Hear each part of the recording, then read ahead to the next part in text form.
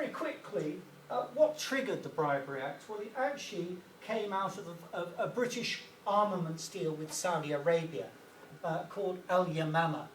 And such were the ramifications of the activities of various British companies wanting to sell armaments to Saudi Arabia, that there was a major uproar internationally as well as within the UK, and this led to the Bribery Act, which has now become law. It was actually meant to have become law in April this year, but due to reservations from companies, it was actually delayed until July.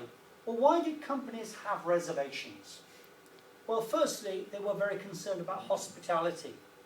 If I take a client to Wimbledon to watch the tennis, am I not bribing the clients? Am I inducing them? This was something that companies were very fearful of, that if they were taking a client out for a meal, they could be accused of bribing that client, of sweetening the path towards a contract.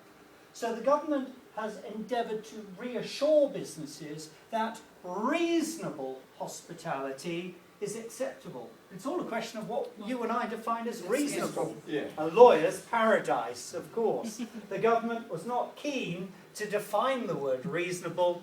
It will allow the lawyers to do that.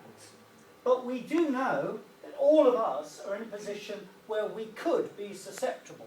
Either we could be involved in bribery and corruption to win contracts from educational and corporate institutions, clients and agents internationally, or we ourselves could be induced by others to take certain numbers of students or to give them favours or to even give them higher exam passes. For instance, we have our own exam process with PGDMS.